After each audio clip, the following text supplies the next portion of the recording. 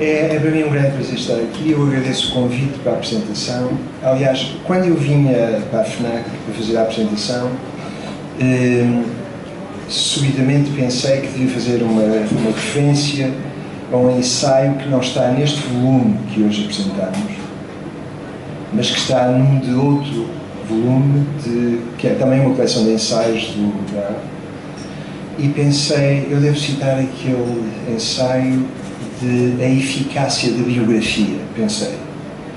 Mas como estou num estado realmente fisicamente quase comatoso, por razões que não interessa descrever, rapidamente me percebi que o livro não se chama A Eficácia da Biografia, chama-se A Infelicidade pela Bibliografia.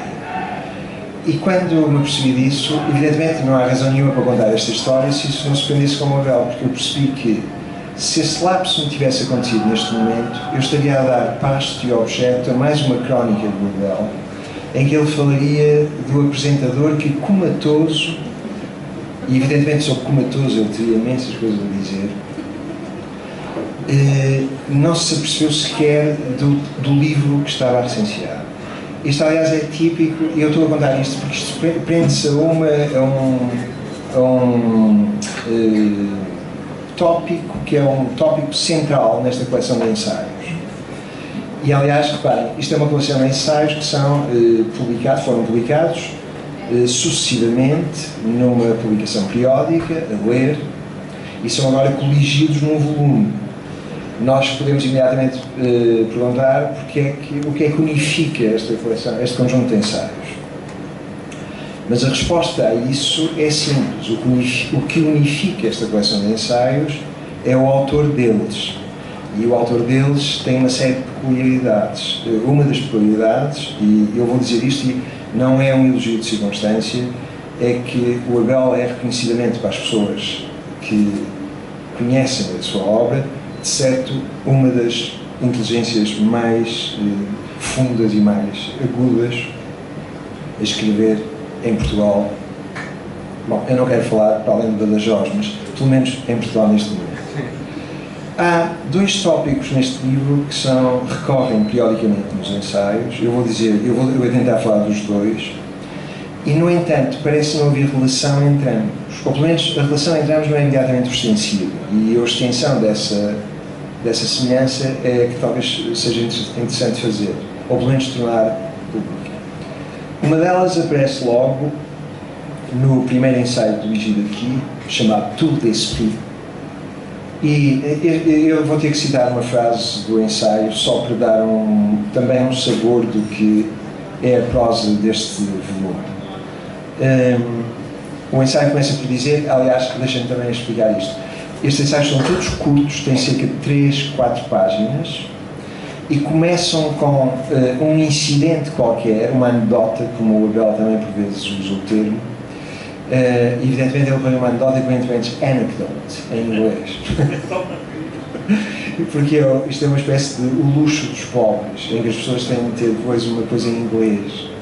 E como ele percebe que em Portugal nós vivemos muito agora deste luxo dos pobres, que é ser todos muito anglo-saxónicos, muito churchillianos na política, etc. Ele não para de fazer isso. Bom, mas de qualquer modo, neste ensaio, ele começa por dizer que o primeiro-ministro declarou, e é a partir... eu estava a dizer, a organização do ensaio começa sempre com uma anedota, uma história particular, ou uma referência, ou uma frase de alguém.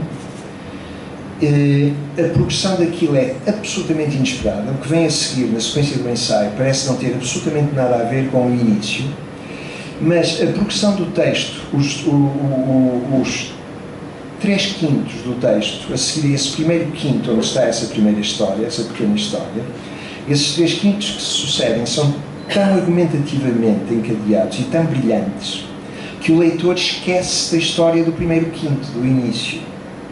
E quando a história é retomada no último quinto, porque no fim do ensaio é por isso que explica que aquilo que se passou lá em cima se passou, o leitor fica surpreendido porque é lembrado daquilo que se tinha esquecido.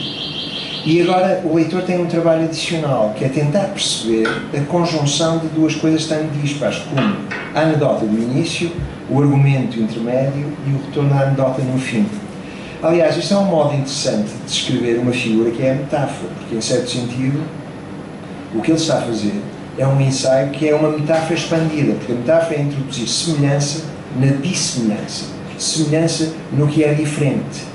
E é isso justamente que ele faz com a conjunção de um dado inicial que não tem absolutamente, aparentemente, nada a ver com o que se segue. Eu, aliás, nem sei se ele se propõe às vezes dificuldades, isto é, começar com alguma coisa, ver se consegue entrar num segundo argumento alongado e se consegue finalmente fazer o caracol de retornar ao início. Mas ele é capaz disso. Isto é, aliás, atenção, eu digo isto, ele é capaz disso não porque o conheça pessoalmente também que seja capaz de dizer isso, mas porque li isto e li mais algumas coisas dele. Ou seja, eu estou a falar da existência do Abel como autor. Bom, que aliás é indistinguível da existência do Abel. Mas pronto. Mas no primeiro ensaio que aqui aparece, ele cita o primeiro-ministro português que disse que somos considerados, eu estou a citar, somos considerados um dos países mais ricos do mundo.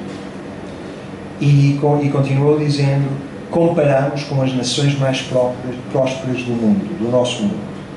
Este comparamos é gramaticalmente anómalo e evidentemente ele vai destruir isso, não é? Mas a frase que eu acho que é maravilhosa, ele diz, quando li isto decidi fazer uma pausa. Ele acha que realmente ele não merecia absolutamente essa pausa, mas decidiu fazê-la. E diz o seguinte, dei então folga à criadagem, enxutei do campo meia dúzia de jornaleiros indolentes, fechei a mina e pus-me a ler um livro. Eu gosto particularmente de fechei a mina.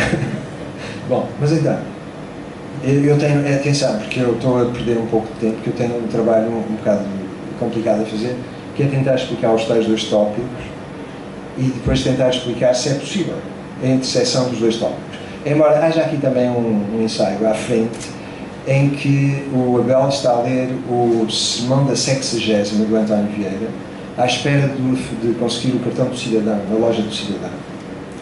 E está uma senhora a dizer uma série de coisas, que é uma das coisas que nós ouvimos sempre, que é que as pessoas hoje são muito pior educadas do que no tempo dela.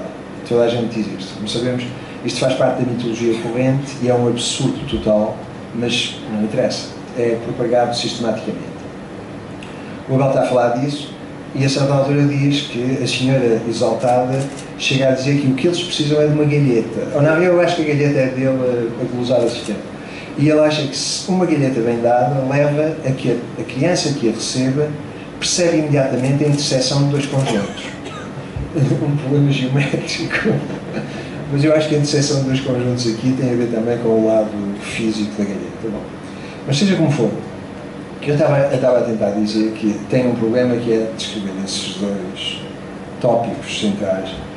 E posso começar pelo segundo, que é o mais fácil. É muito fácil de descrever. O segundo é uma diatribe interpolada nestes ensaios todos contra uma das bêtes noires do Abel, que é o Ministro da Educação Nuno Crato, a quem ele chama o funestíssimo Nuno Crato. A destruição do Nuno Crato aqui é sistemática e, aliás, eu vou só dar alguns exemplos. Por exemplo, como vocês sabem, os exames foram introduzidos em Portugal e foram introduzidos no 4º, no 6º, no 9º e no 12º.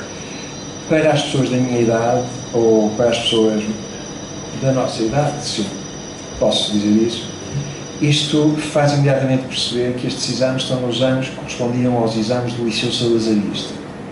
Ou seja, no ensino salazarista, na 4ª classe havia um exame, no 2º ano do liceu, que é o 6º agora, havia um exame, no 9º havia um exame e finalmente no fim havia um exame.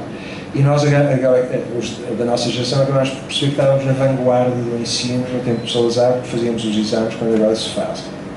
Bom, o Abel fala desta questão e reduz isto ao absurdo. A redução ao absurdo que ele faz é dizer que acha pouco. Portanto, o que deveria haver é um exame de saída do 4º, um exame de admissão ao 5º, um exame de saída no 6º, um exame de admissão ao 7º, etc. Aliás, isto é natural que assim aconteça porque provar que se conseguiu fazer um curso de estudos até ao 4º não quer dizer que a pessoa esteja habilitada a entrar no quinto. Bom, aliás, evidentemente ele prossegue com a lógica e depois diz que há uma coisa que ainda é necessário, que é a chave da abóbada aqui, que é o exame antes de entrar no sistema de ensino. Portanto, subitamente, ou seja, a redução do absurdo faz-se assim. Mas, portanto, as várias referências ao Nuno Crato, e não é apenas ao Nuno Crato, mas uma outra é, por exemplo, dizer que eu queria ser fiel, que é para não estar também há um momento em que ele vai explicar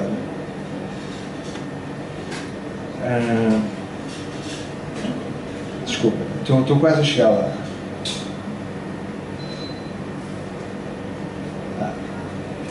Em que ele também refere duas mantras que o Ministério da Educação começou a levantar, que são a mantra do rigor e da exigência. E, aliás, ele diz que esta revelação da necessidade do rigor e da exigência é um pouco tardia, porque todos conhecemos o rigor da Gestapo e a exigência da Inquisição. E, portanto, desse ponto de vista, o rigor e a exigência. Mas o Ministro há um momento em que é em nome do rigor e da exigência que os exames foram introduzidos. E os exames são parte de um sistema de ensino em que os alunos têm que perceber que o exame é uma etapa da vida, que a vida tem etapas. Estou a citar o Ministro.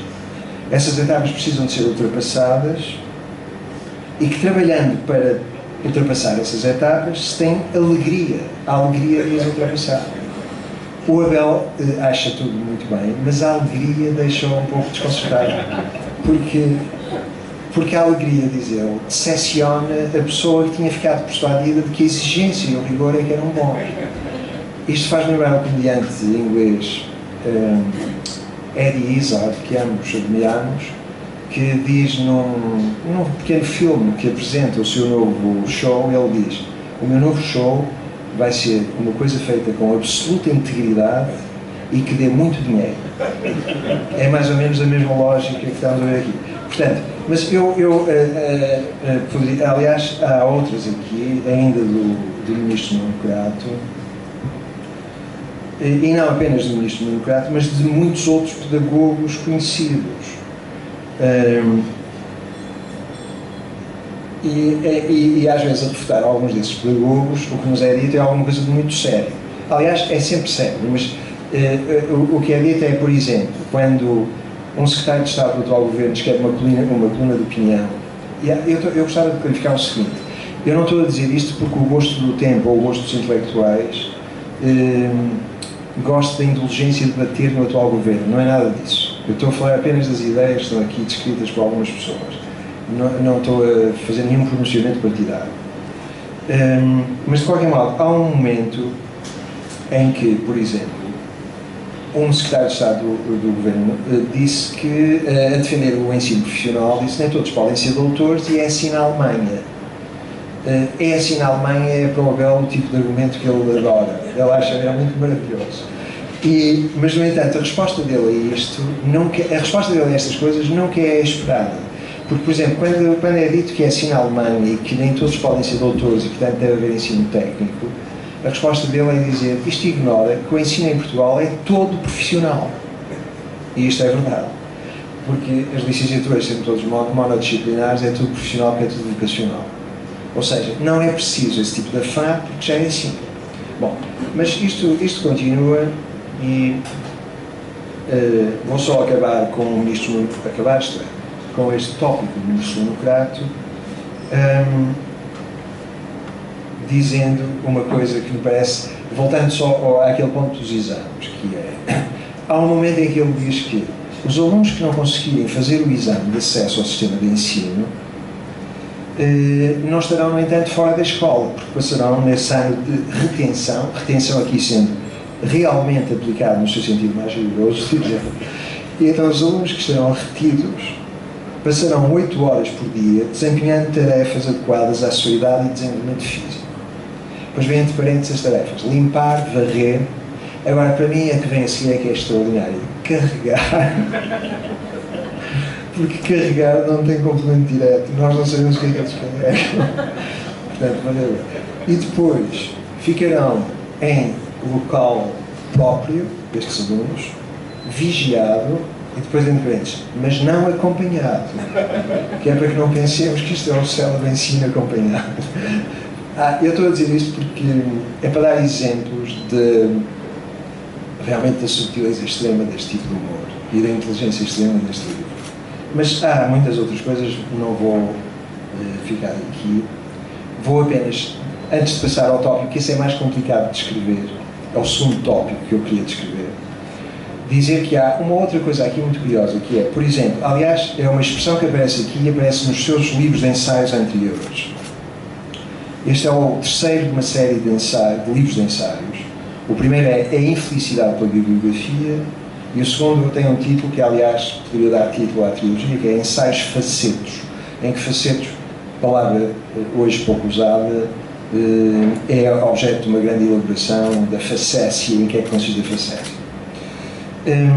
Nestes ensaios aparecem às vezes algumas expressões que recorrem até de livro para livro, mas poucas, são citações, de que o Abel gosta particularmente. Por exemplo, uma delas é a extrema parcimónia das forças, das faculdades mentais de alguém.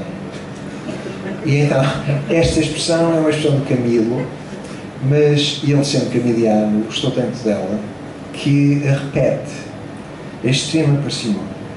Outra que ele repete também, que eu acho que é muito interessante, é um passo do Camilo, em que o Camilo responde a um crítico, e esse crítico acusou o Camilo de ter mudado o cognome de um rei de Portugal pelo de outro rei de Portugal. Fez uma confusão. O Camilo, evidentemente, responde que aquilo foi deliberado. Mas isso para o Abel é irrelevante. O que o Camilo descreve, a expressão que o Camilo usa para dizer em que é que consiste dar um cognome a um rei, a expressão que o Camilo usa é uma expressão camiliana, é acolstar antonomásias. O Abel acha isto maravilhoso. Exato. Mas, e cita várias vezes isto. Mas agora levanta a sua questão, que é: eu vou chegar a um ponto em que vou dizer que tenho exatamente a mesma posição. Mas qual é a posição de gostar de uma expressão como acolstar antonomásias, etc.? A prosa deste livro é de uma elegância, realmente é de um profissionalismo, para usar um termo de que eu gosto de implicar isto, extraordinários e muito raros. Pouca gente escreve assim, ou escreveu assim em Portugal. Isto é muitíssimo bem escrito. Portanto, há uma espécie de complacência do autor, complacência no melhor sentido do termo, por este tipo de exercício formal, que aliás ele cultiva com grande deliberação. Há um autor que é eu costumo dizer às vezes que é o maior romancista português, que é o Machado de Assis, de que o Abel é talvez o especialista, em qualquer lado. Eu estou a dizer talvez, pode haver alguém que queira insurgir-se contra a proposição, mas eu não quero que haja debate sobre isso. E no caso, o estilo do Abel, se nós olharmos para os dois volumes de ensaios anteriores, a presença do Machado é muito evidente às vezes, mas ele diz que é natural que assim seja. Aliás, o livro dele, que veio da tese de doutoramento dele, tem um título altamente enigmático, Em Nome do Apelo do Nome. Isso certo. E num dos ensaios desse livro ele explica como é que chegou ao Machado de Assis. É tipicamente abeliano. Eu tenho a ver um termo destes. Ou seja, por razões sentimentais, o Abel no Porto ia muito a uma rua que tinha um nome, mas que ele desconhecia a que é que se reportasse o nome, que era a Rua Brás Cubas. Um dia entrou numa livraria e viu um livro à venda, Memórias Póstumas de Brás Cubas. Não foi o Póstumas que lhe chamou a atenção, foi o Brás Cubas da rua, que eu presumo ser, acho que vou fazer uma confidência, de uma namorada. Bom, então, ele comprou aquilo e no livro, depois dos momentos, ele morava lá. Não, eu não. A namorada, está bem, então está certo. Bom, mas então, no livro do Brás Cubas, o Brás Cubas do romance, descobre que há um Brás Cubas que foi um Capitão Mor, alguém, uma personagem histórica real, verdadeira. E agora o Brás Cubas do romance gostaria de entronizar a sua ascendência, a sua árvore genealógica neste Brás Cubas histórico. Portanto, em nome do apelo do nome é extraordinário porque descreve tanta coisa, até da própria circunstancialidade que precede a tese e a análise do Machado de Assis. Bom, mas voltando ao nosso ponto, isto tudo revela um enlevo por coisas de natureza formal que eu vou descrever agora usando um termo técnico, que aqui não é nada preciso, mas só na conveniência, por conveniência eu vou usar o termo técnico, exibe uma espécie de um formalismo muito marcado. Este é um aspecto que tem a ver com, é um aspecto que me permite a ligação do ataque ao frontistício no Lucrato, e agora há um outro aspecto do livro, que é um aspecto muito curioso e muito interessante, e que aparece em muitos lados, e que é este.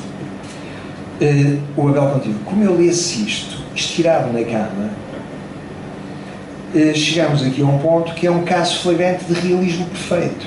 Ou seja, em que o que o livro descreve, o que a leitura do livro e a leitura do que o livro descreve são todo um contínuo em que o leitor é completamente coextensivo ao que está a fazer. Há uma contaminação de níveis. Esta contaminação de níveis é a do mafioso. A do mafioso, o mafioso também está a ler sobre caça aos mafiosos, quando é caçado, lendo sobre caça aos mafiosos. E isto recorre várias vezes, algumas delas de modos realmente extraordinários.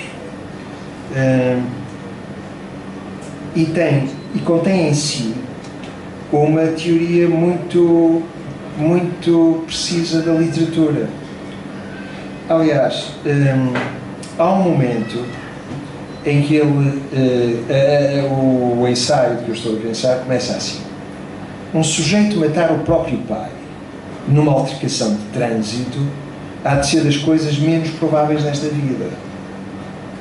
Não obstante, alimenta a acerba discussão há séculos. Bom, evidentemente, a referência a isto é Édipo, ou à tragédia de Sófocles, e à poética de Aristóteles, que analisa a tragédia de Sófocles, e ao livro canónico desse tipo de análise. Isto é um aspecto que tem a ver com uma posição literária do autor, que é uma posição extraordinária, que é uma posição aristotélica consistente. Ou seja, a poética de Aristóteles é o livro decisivo da posição crítica do Abel, que recorre aqui. Eu não sei se ele aceita isto, mas pelo menos para mim parece. Aliás, e devo dizer que só posso saudar isto com uma grande chapelada, porque é realmente alguma coisa de sério. No entanto, eu já vou voltar a este outro aspecto e dar um outro exemplo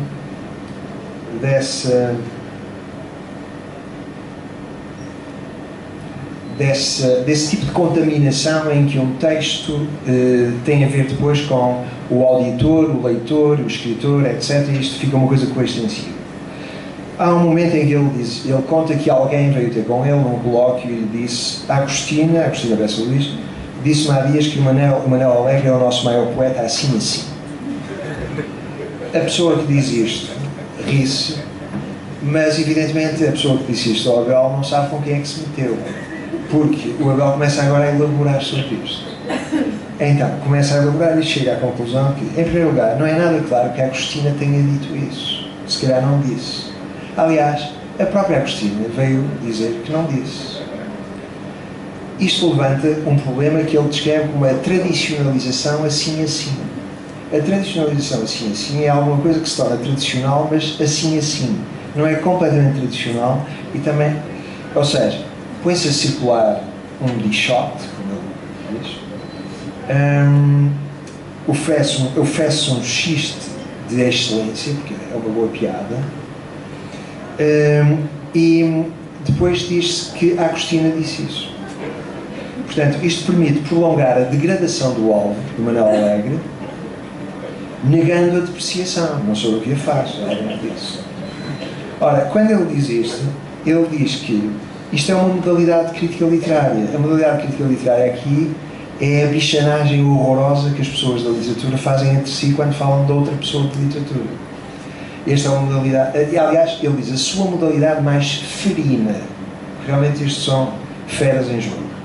Mas, depois diz ele assim, aliás, esta modalidade ferina vai ao âmago da vaidade, porque bate na vaidade, no amor próprio de alguém, neste caso o Manuel Alegre.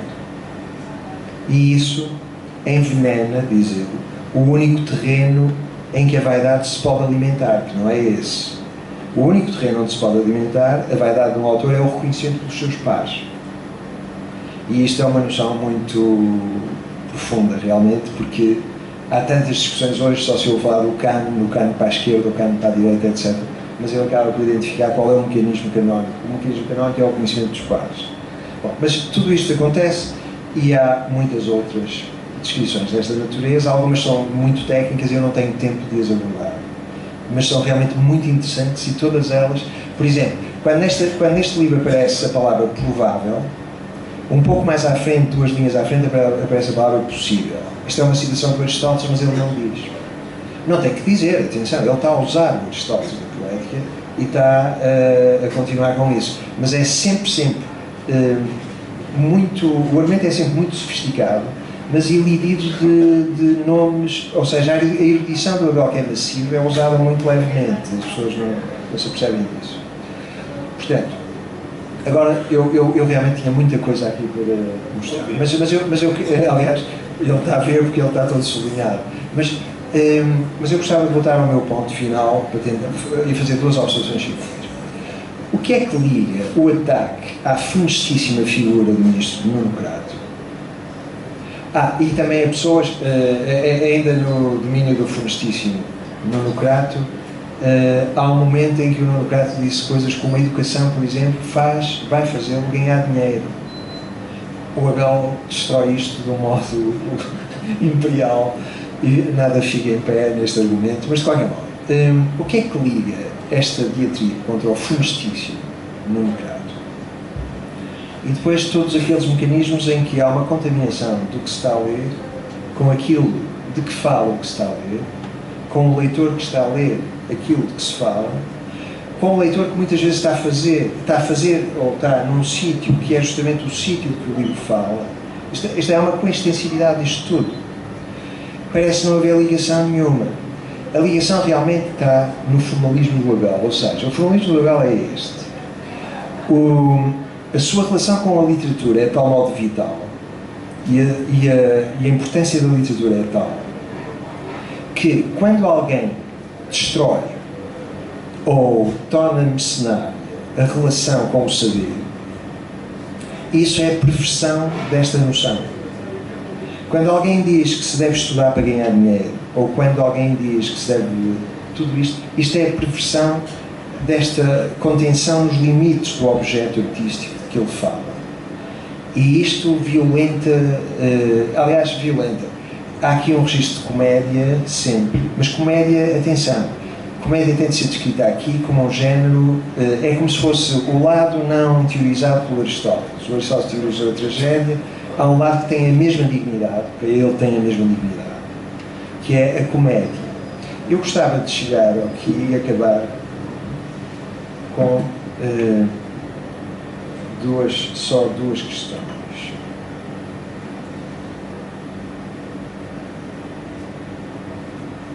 Eu peço desculpa, mas tenho que chegar lá.